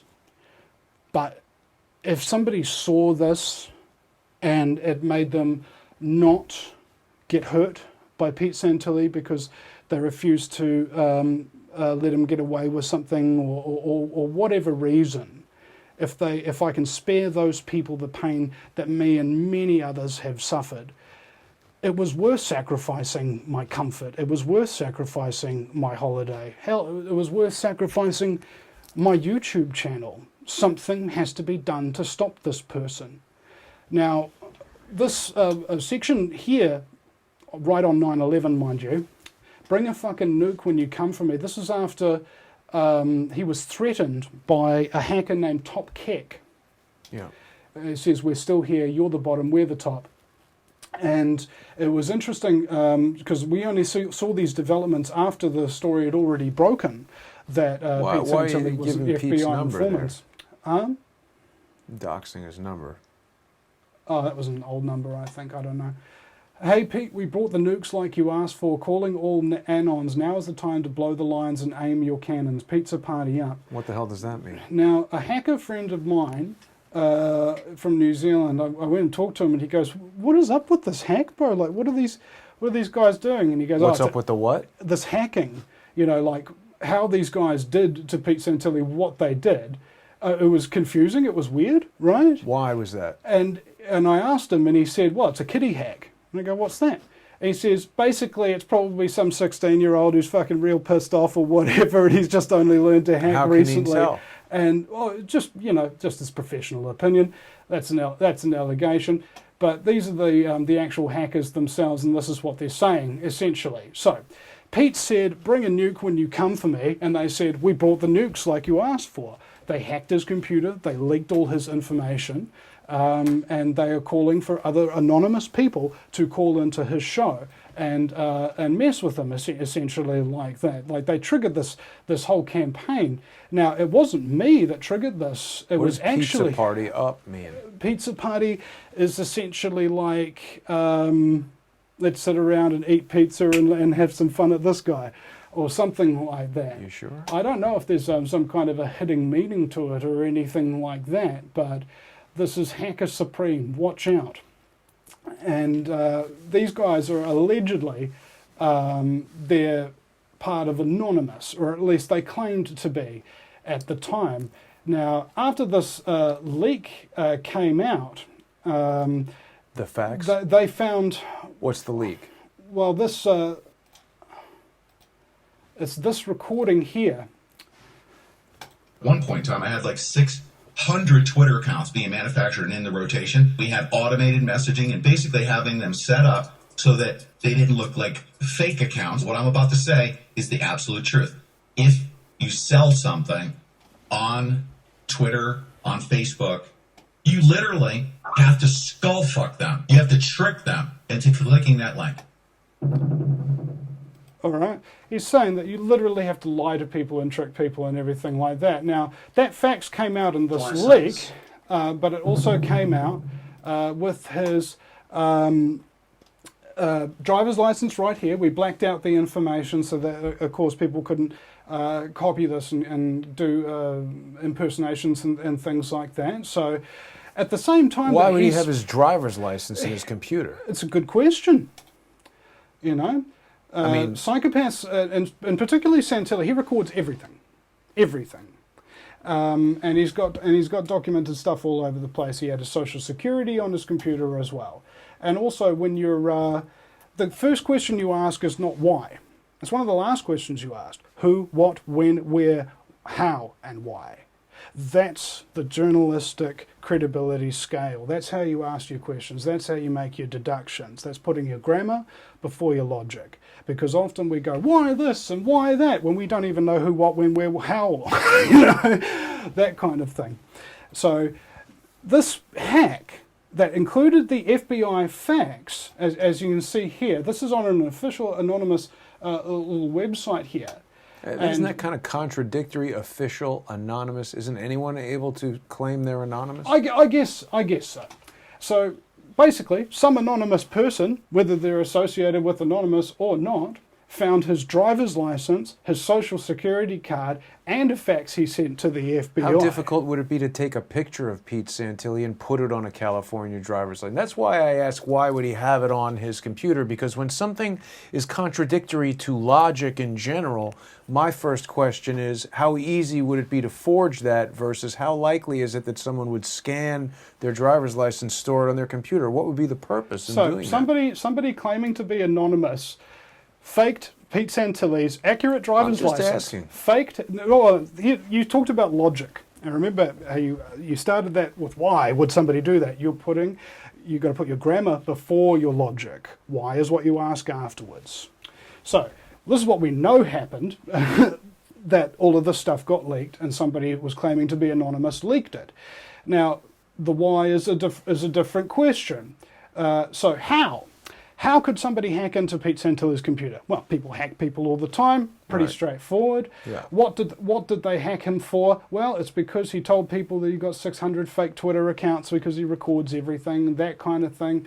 And he comes up with these FBI cover sheets, and in order to prove that hack is genuine, they provide the other documented evidence of stuff that actually could conceivably have been forged, but then again, the whole thing could be in a very elaborate forgery, but that takes time, that takes effort, and judging by the attitudes of these pizza party guys, they don't seem like the very studious type. They actually literally just dump this. It's like a big PDF that just goes from right down the bottom of all of these precious documents and things like that, including the FBI fax. Now this happened directly after the Truckers' Ride for the Constitution went down. And this fax refers to Operation Out Truck, and it also refers to him being exposed, because this was exactly at the same time when we were trying to interview the people who were part of the Truckers' Ride for the Constitution who he'd screwed over. This is a 47-minute interview with Zeta Andrews for the Constitutions. Now, when we think about evidence, just remember that in court, testimony is taken as evidence. All right? It counts as evidence. And when you've got the people that he's been involved with, that he admits that he's been involved with, saying the exact opposite things that he's saying, but it's not just a group of people over one thing or whatever, it's time after time after time after time after time after time, almost everybody. You don't have that kind of track record. There's a lot of people you've worked with who've got good things to say about you, right? And there's a lot of people you will continue to collaborate with over the years because you value relationships. You're talking about me personally. Yeah. You value relationships. I'm acting under the assumption because despite, a whole bunch of terrible things that could be accused and that kind of thing, have a look at somebody's personality profile. What are the words that they actually say? What are the things they actually do? Are they actually benefiting from what they're doing, or is there really no benefit in it whatsoever? And so what are the reasons that they're doing it? They're probably doing it because it's the right thing to do. It's a simple deduction of why people behave the way that they do. A profile that you fit into very easily. Thank you. Let me give you this for a second, because we're approaching 2 hours, Vinny, and I think that you're presenting a lot of interesting information, but we should think about maybe concluding in the next 5 or 10, so that it doesn't become too epic of a journey for people to watch. Okay, so let's listen to this little clip here. Gaining him over 50,000 thousands of new followers. This is what he encouraged them to do. Okay, now this is directly after the Bundy Ranch situation, and this is when he's got a big radio audience from that encounter, and also during Jade Helm. Okay, this is what he's encouraging his listeners to do. Now, I want you to remember that Hal Turner FBI informant thing that I was referring to earlier about gathering information on Patriot, stoking the fire. Yep. I want to tell you something right now. When you see these storage containers and they're floating about in your neighborhoods, in your local area, if they're on the back of one of these trailers that you see with these electronics units, this is an unconstitutional military convoy, and I want to strongly encourage you to get thousands of people to surround them, bust those containers open, and redistribute the guns, of course. He is encouraging his listeners to attack United States military targets on US soil, steal weapons from them, and hand them out. And we're sure that's not taken out of context of him quoting somebody saying that or anything like that? No. I got the whole recording. How come he wasn't arrested for that? Isn't that... Because if you're an FBI informant, that's your job. You get a pat on the back for saying that. Why would the FBI want him to tell people to attack military convoys? To create chaos. If you create chaos, you confuse your enemy. The enemy in this case being the American people. They want freedom. They want liberty. And so the FBI, knowing that it is in the service of the New World Order, has to send in informants and do a whole bunch of things. Like, for example, even the first terrorists who bombed the World Trade Center back, they were FBI as well. They were FBI as well. So what the FBI's job is to do is to create a chaotic atmosphere so that fear can run throughout the American public and distrust can run throughout the movements that are against the fear. I believe that's correct. Now, as hard as it is to say, for me, I'm utterly convinced that they profiled him, they saw a psychopathic personality that could be easily put over a barrel and manipulated. How do you get off of 88-year sentence in 2 years? I don't know. If you're an informant and you inform on other people. The thing is, that's the problem that we're dealing with here, is, as I said to you before, it is not your enemies that can betray you. It is only your friends that can do that. This guy has hurt so many people. He has hurt me, and my obligation, not my job, I get no joy from this, I've been brought nothing but pain. My obligation is to try and save people from that same kind of pain that he's caused me. Now, what's difficult to get across to people is, again, if you're not currently in the psychopathic mindset, or if you haven't extensively and I mean through experience as well as interviewing the experts, really studied psychopathy. A lot of these things will seem really, really crazy and completely illogical. And that's indeed how psychopaths cover their tracks to a large degree, is because the things that they do are so absolutely outlandish and so completely apart from no sense, you reject it. Yes, from how they present themselves to what they actually are is such a huge chasm that any logical person who thinks good of other people in general, they think everybody thinks like them, and no, there aren't people they're not people who think like us. Yeah. And the things that they do and the things that they say they do couldn't be more different. You present a compelling case, Vinny. I have to give you that. I don't know what to say. Now, just one last thing. This is the last thing that happened to Santilli before going to Oregon was... Oregon's got very strict gun laws. Okay, so it was a class 4 felony. That means 1 felony, 2 felony, 3 felony, 4 felony, right on top of each other. Right. Now, his felonies were, he had a handgun within reach in the car, strike 1. It was loaded, strike 2. He had extra ammunition, strike 3. And he had one in the chamber, strike 4. Wow. That's 8 years in prison if you're lucky. He got released in 24 hours. 24 hours after that, he was in Oregon next to all the protesters. Santilli was arrested. The charge of improper handling of a firearm in a motor vehicle was officially ignored, and he was released, showing up a few weeks later in Oregon. Santilli is seen wearing a jacket that says Press, Pete Santilli. Fox has even used him as a spokesperson for the anti-government group in charge of the Oregon occupation. The search of his background contains everything from claims of being a former Marine to real estate investor and radio talk show host. Whatever his past, his present clearly has him in the middle of a national conflict between anti-government ranchers and the federal government. Now, I want to see if I've got the right screenshot here. It was Lavoy Finicum.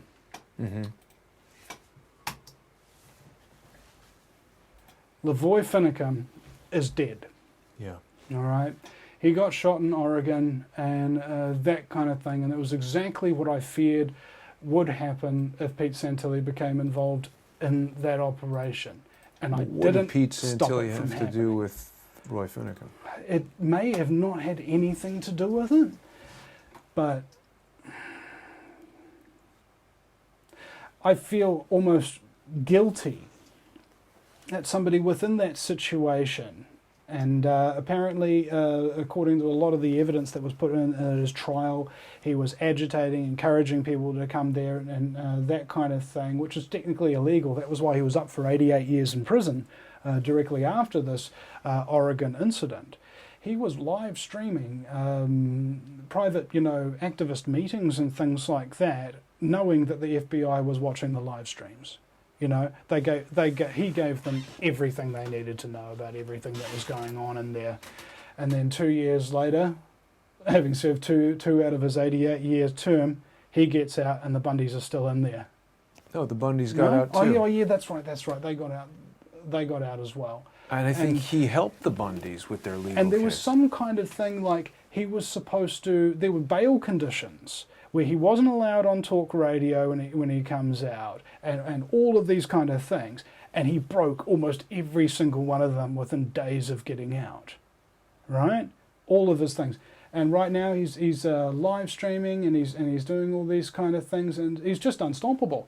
I mean, and that was the real bummer for me, is because I like closure, I like things to be over, I like for things to be resolved, essentially. And we've done the work, we've done the definition on him, and now what's left, let me see if I go file, open recent, the Santilli file.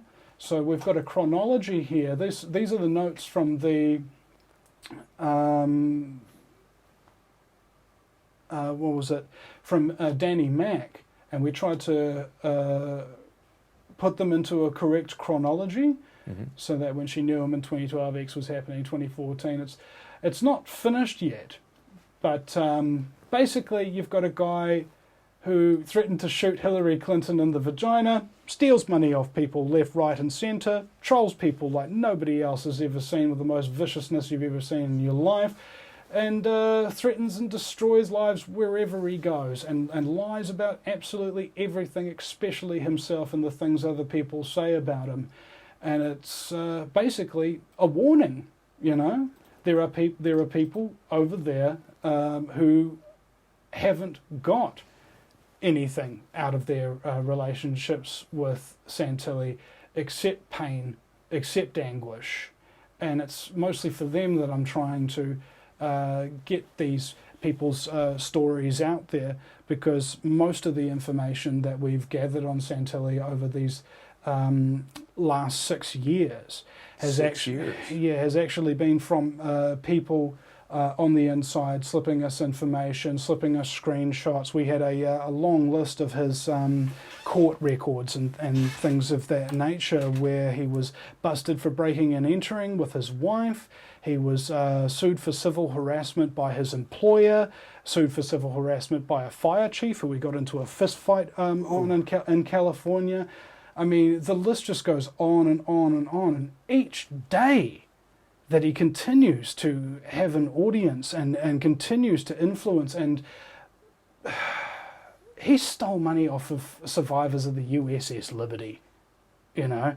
I mean, we're talking about a ship that got attacked by Israeli fighter planes in an attempted false flag to try and launch a war with Egypt. He used them. He got thousands of dollars in donations and stole it. We're talking about somebody who's infiltrated the truckers' ride for the Constitution and did the exact same here, thing. Vinny, because I think we've covered a lot of points. I really do appreciate the work that you've done, and I appreciate the information that you're bringing forward. It's troubling. It is. I mean, on the one hand, you present a very compelling case. On the other hand, I'm sure someone could sit down with some of the people that have said these things about me online, and they would say these things. Well, you're speculating. You don't have Well, I'm not evidence to speculating. suggest- I was about to say I'm a little sad that we weren't able to have a forum where Pete could answer, but I appreciate what you're saying, and I understand why you don't want that. So let's, I think this was a good first interview for you and I. I appreciate meeting you, and I appreciate what you're doing here. Cheers, bro. People can definitely follow you on Twitter at Guerrilla Media. My guest is Vinny Eastwood. If you check out my screen for a second, it's my website. Oh, sure. Yeah, I had it over here as well, but people can also go to the, No, I got it. It's right here. the VinnyEastwoodShow.com, and he's got a Patreon account there. You can support his work if you like what he's saying.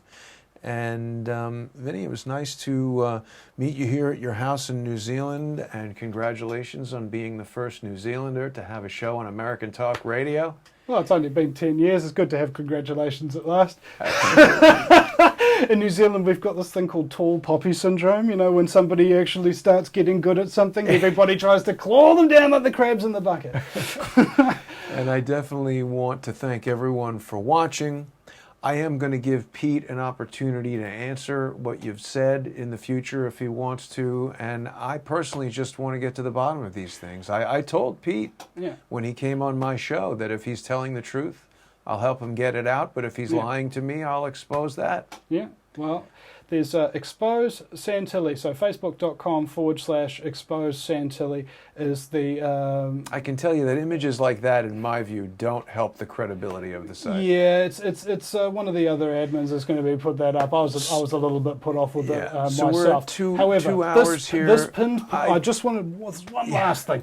This pinned post here is the unauthorized biography of Pete Santilli. I want to encourage people to watch that. Right. And down here's the actual leaked document from Anonymous, as we've put up in PDF form. I don't know if we're going to on board with the anonymous leaking, but it's just part of a long strain of evidence, and we'll finish with this. The traitor appears not a traitor. He speaks in accents familiar to his victims, and he wears their face and their arguments. He appeals to the baseness that lies deep in the hearts of all men. He rots the soul of a nation.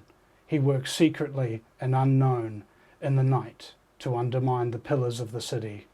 He infects the body politic so that it can no longer resist. The traitor is the plague. That statement certainly applies to a number of people in a number of situations. And again, I want to thank you, Vinny Eastwood. I want to thank everyone for watching. I'll see everybody tomorrow.